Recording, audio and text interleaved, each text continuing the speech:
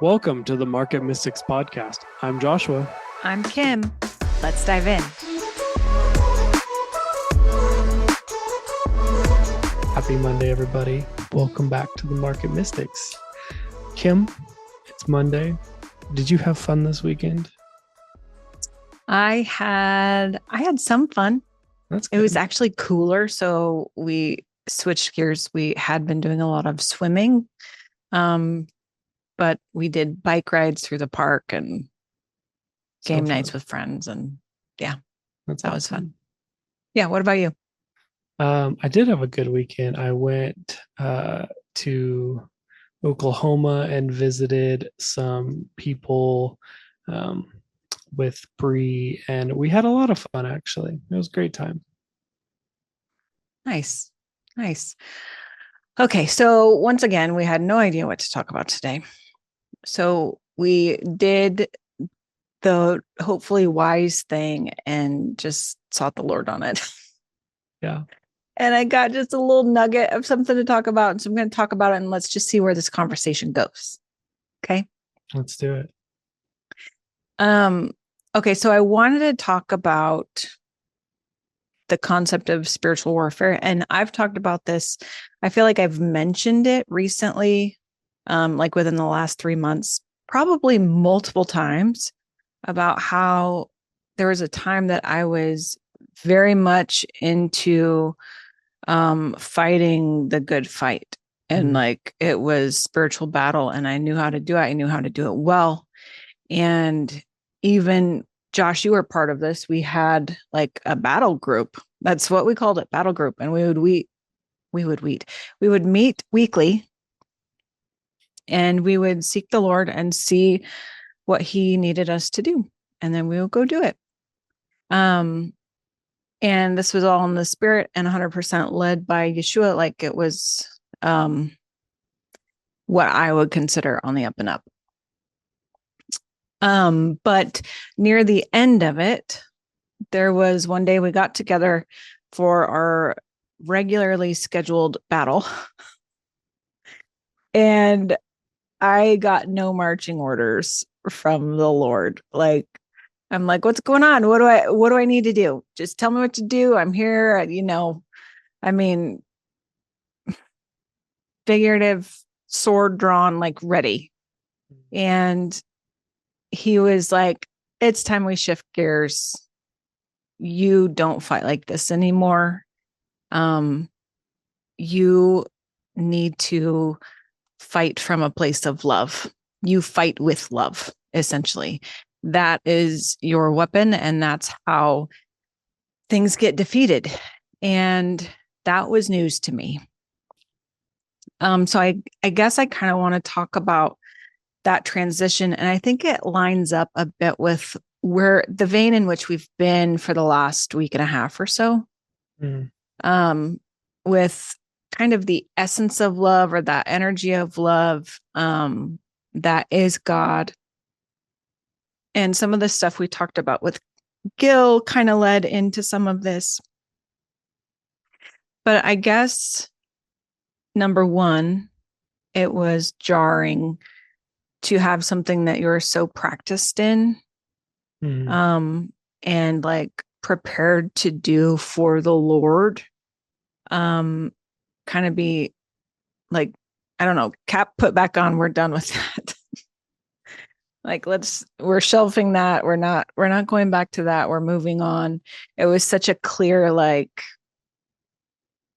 I don't know, changing of the guard, changing of how you do things. And it flipped everything that I knew on its head. And I thought I was really mature then. And I was acting out of only what I knew what to do. And it was how he had led us before. And so I'm not saying any of this to say that I think it's wrong to do spiritual battle. I think that there was a transition that needed to happen, and a mindset shift into realizing that essentially, if we're walking as sons of God, and if we're maturing in that, there's going to come a point when the only thing you need to fight with is love. What do you think about that? Well, okay, so I do agree that um love is the most powerful. And like, I mean, we've talked about this a dozen times on the podcast, but like, um fiction or not, there's a story in a book that we really like, that talks about a woman going out to a group of marauders who are coming into the village, and she just stands and like stands in pure love towards them. And the response that it gets is, um, it kind of creates chaos. And the way she describes it is like, you have some who are open to that frequency, and it just takes away their desire to fight. You have some who um, who resist it, and it causes chaos and causes them to start to fight against themselves. And so they're like, the problem with the marauders was solved with like some of the people um, choosing to just come into the village peacefully and just chill and be like part of it, and some of them fighting against themselves, and actually destroying each other. And I think that that is like, love doesn't fight the same way. And Yeah. that's what I think of when I think of this, is like, we're conditioned to fighting looking away, but love, even though it can be a quote unquote destructive force, doesn't fight the same way. Right. And I think Right. that's really interesting. The other aspect that this brings up for me is like, and I've seen several times in my life where growth required um, growth required some level of balance and change. And so, like, you've operated one way and you get really good at it, but then to continue growing, you have to switch and change to something different. I think about that, like, even in careers, how when I was a kid, what was what was taught as like the ideal is, you worked for a company for 50 years, you got a pension, like, and you worked for them forever. And currently, now, to really move up within a lot of business systems, you got to leave. Like, I've heard people say like every like 7 years you have to leave to actually move to the next level, even if at some point you wind up going back to that place, just because like the way things currently are structured, it's hard to move up. Um, it's hard to move up without doing that. And so it's like, I think we're seeing in the world, there's this truth in, you have to do something for a while and then it's got to shift. And it may not look totally different. Like, I'm not telling you to leave relationships or leave jobs unless God's telling you to do that. But like, there is some truth in like this, being flexible. And I wish I could remember the name of this, because somebody was just telling me this like 3 days ago. There's a particular name for a graph, and the graph sort of like starts at the bottom and curves up, and then near the top it sort of flattens out. And it's like a curve that shows growth. And in order to really stay in a position of growing, once the curve starts to get to the top and just not quite leveled out, but gets to the point of almost leveling out, um, it requires some type of a move to like then jump into another upward curve.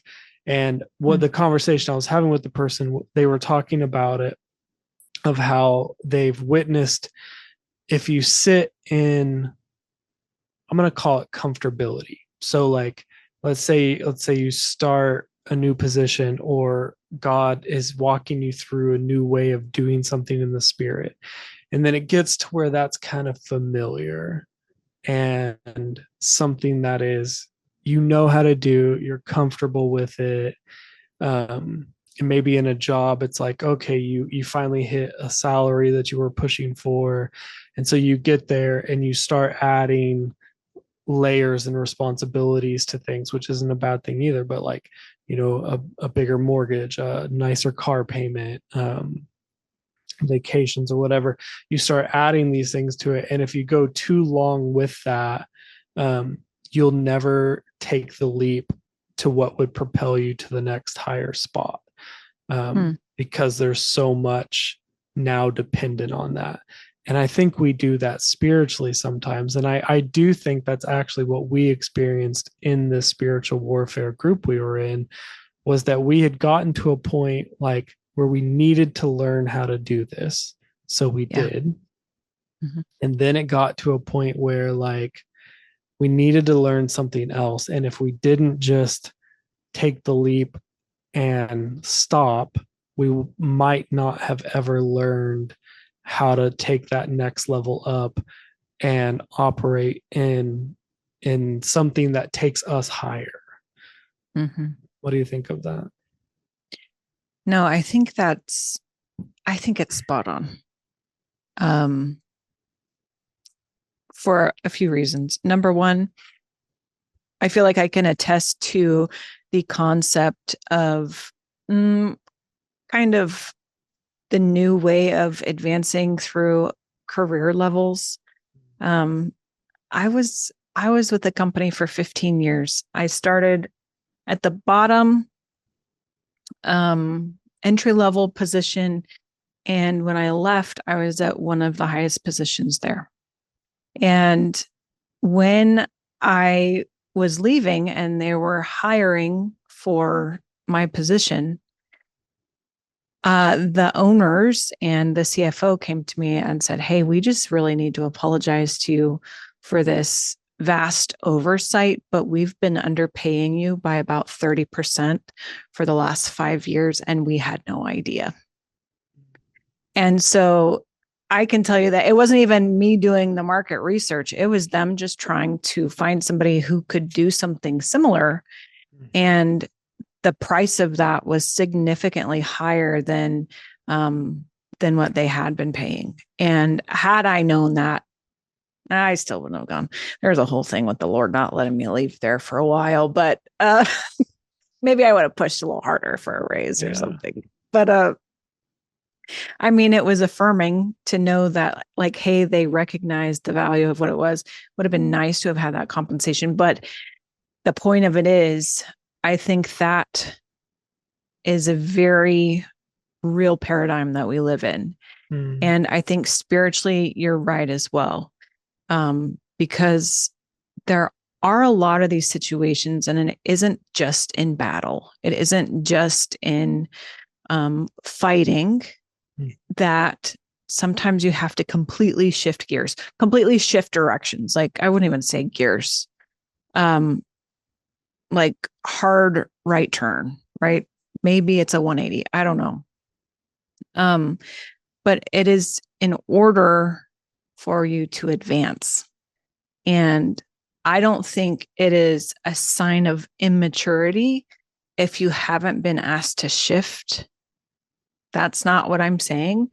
But I think sometimes those hard and fast changes are a sign that, it's time to level up. It's time to really do something different. And always, at least in my experience, it's made things a little easier. Sounds crazy. You would think leveling up would be harder. It takes away some of the work from it. But it also, it almost always seems overly simple. I think sometimes early in functioning in things, we tend to make things harder than they need to be. Even if I go back to um, working in the workforce, and I mean, simply making an Excel spreadsheet. I will tell you, when I started in Excel, I took every long step, but along the way, I learned shortcuts. but I got better and I got faster, and it just increased efficiency. And I think that's kind of what happens with some of these ways that we function as well.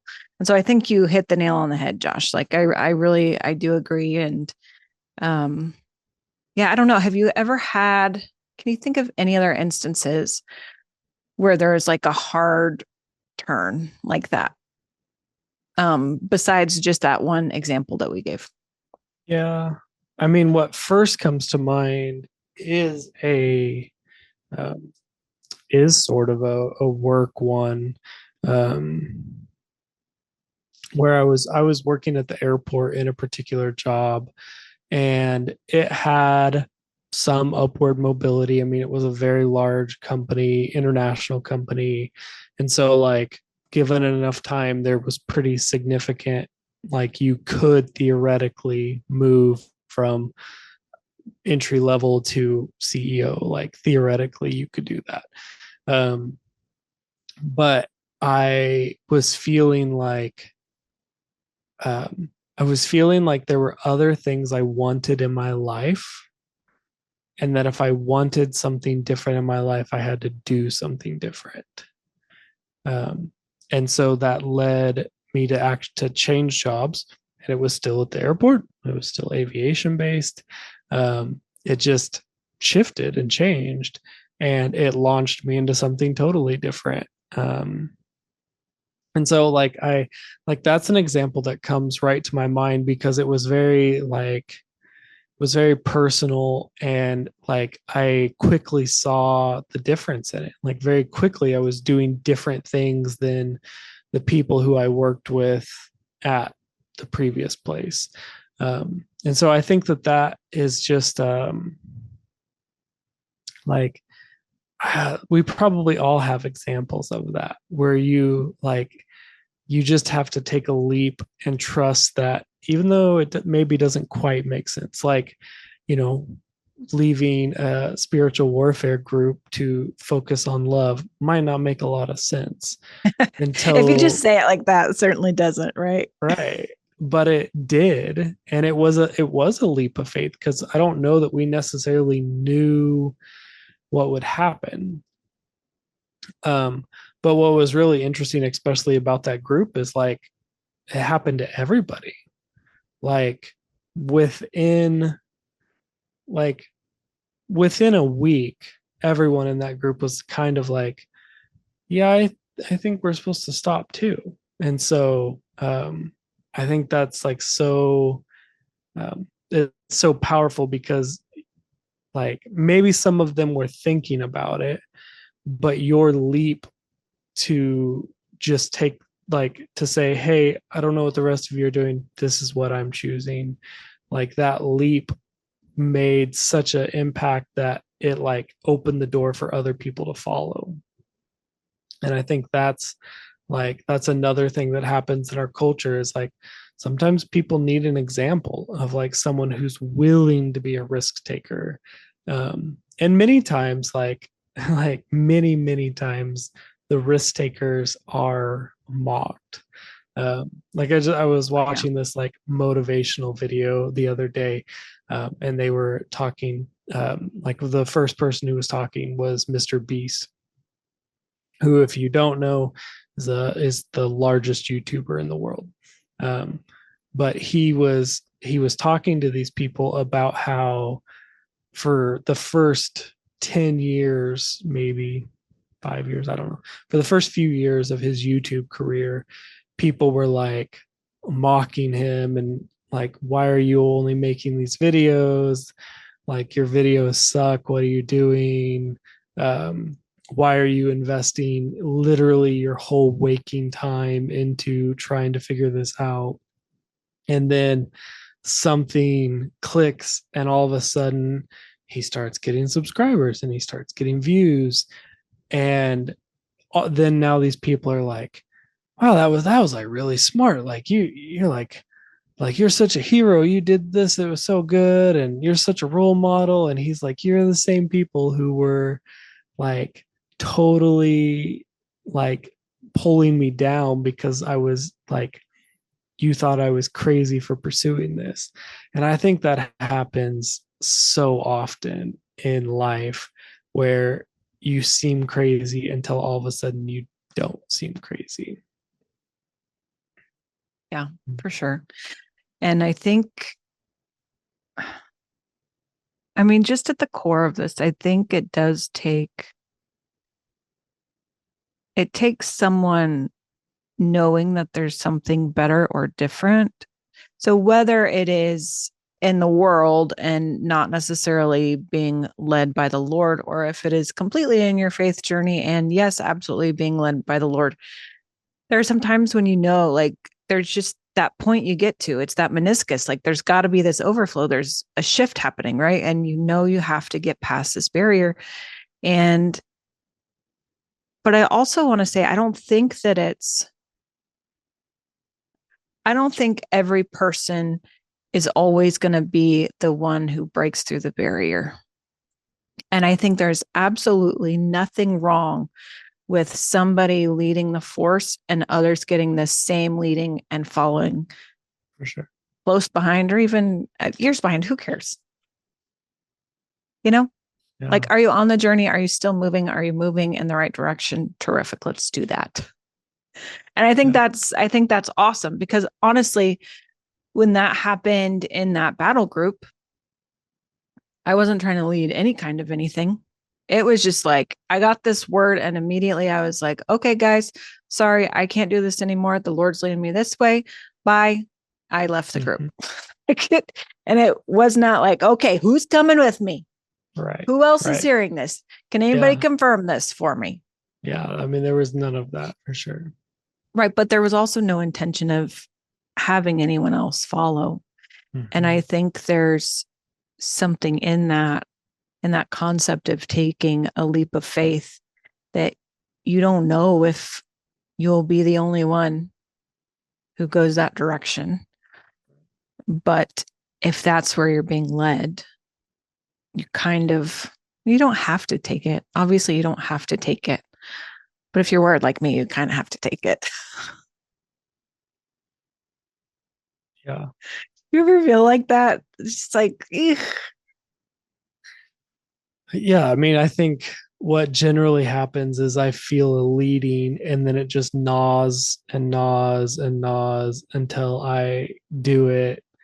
Or sometimes like push it down enough until like it's not even possible anymore. And then it just goes away. And then you're always left with like the what if part of it. mm-hmm, mm-hmm, Um, and I think a big thing for me that I've been working on personally is living with a clear conscience. So like if I really feel like I'm supposed to do something, like the quicker I do it, ultimately the better I'm going to feel about myself. Um, and so that's been a thing for me recently that I've been trying to process and just trying to get a little bit better at, because I think it's important. yeah, for sure. For sure, for sure. Um, do you find yourself being more likely to just like you get the nudge and then you jump? Or are you more like you get the nudge, you weigh it, you consult, and then you jump? And I don't think there's a wrong answer. I don't think there's a wrong way. No, I think um, it depends on what it is, but if it's like a big life decision, um, I tend to weigh it and I tend to discuss it with some other people. I don't think necessarily you should just like discuss it with anyone and everyone, but I do think that there's wisdom to be found in like wise counsel. And so Right. talking with people who've been through something similar or or just people who know you. Like I think you could take something and go to someone who like knows you and be like, here's what I'm thinking about doing. And like they can look at you and go, that's not in line with your character or your identity at all. Right. And then maybe you're like, oh, okay, like maybe that wasn't actually a real leading that I was supposed to, maybe that thought came from fear about the future or something. Mm-hmm. Mm-hmm. Yeah. Hmm. That's good. It's this is an interesting and timely conversation in my life. This is like minor, but I'm just going to tell you about it anyway. So, Yeah. my son recently graduated high school. He finished his first semester at college and is starting his second. And I have encouraged him to consider living on campus.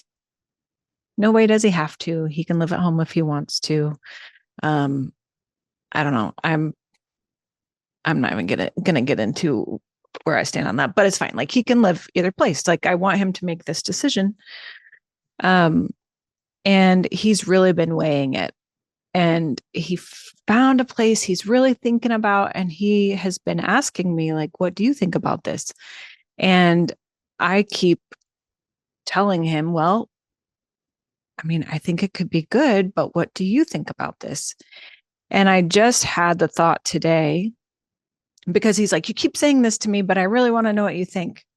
And so I said, well, based on this goal that you have, this living on campus could set that behind a little, but based on life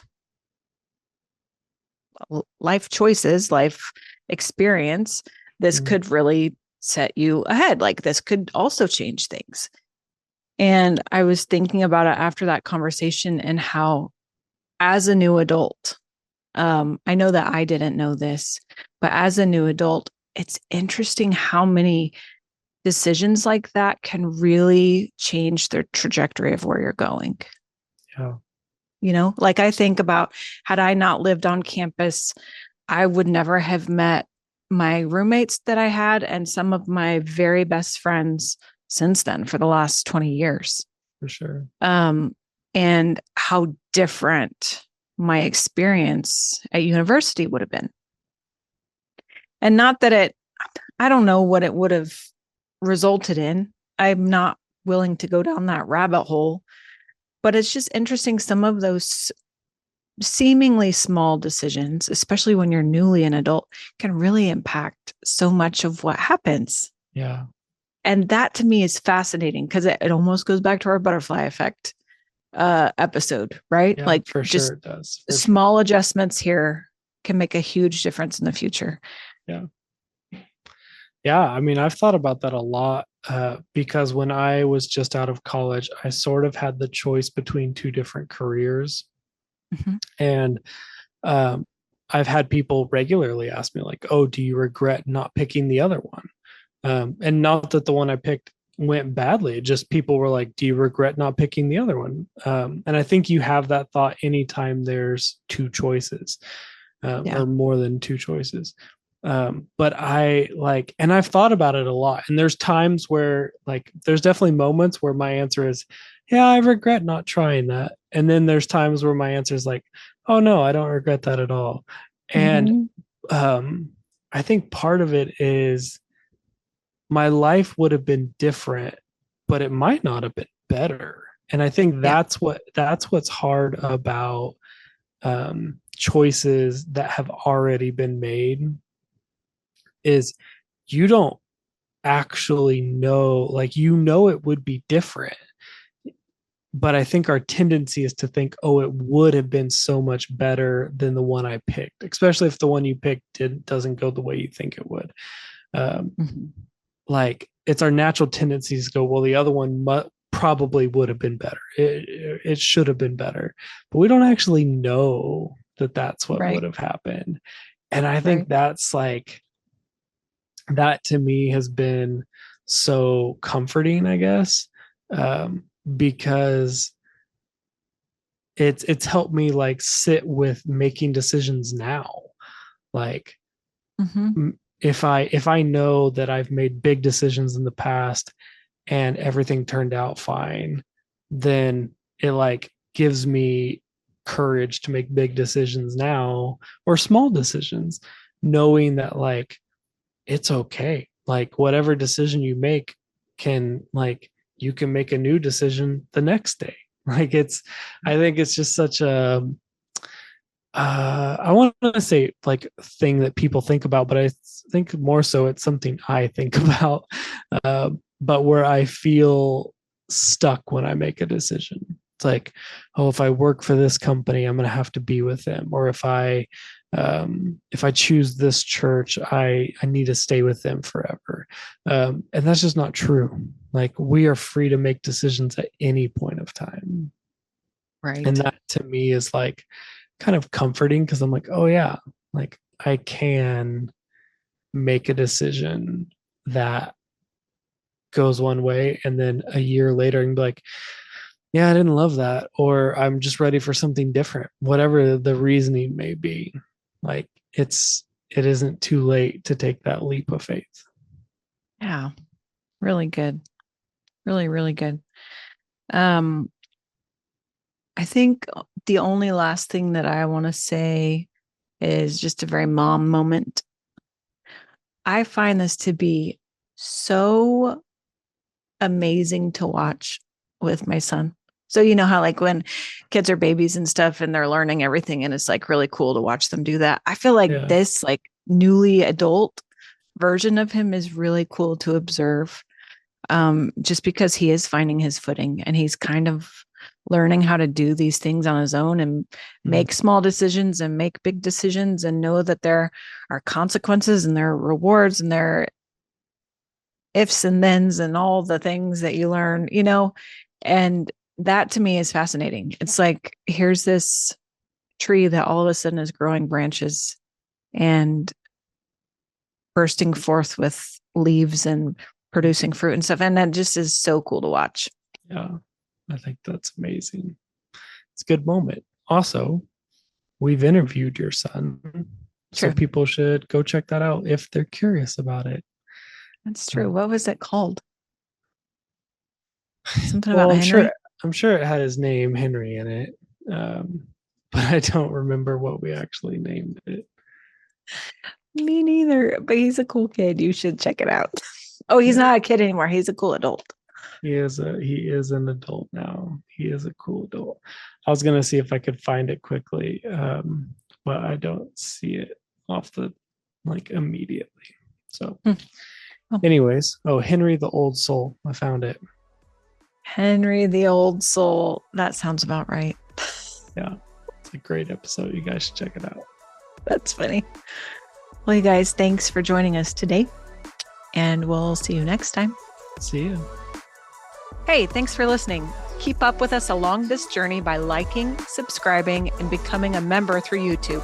Members get exclusive access to bonus content with our guests, deeper dives into topics, and a look into other projects.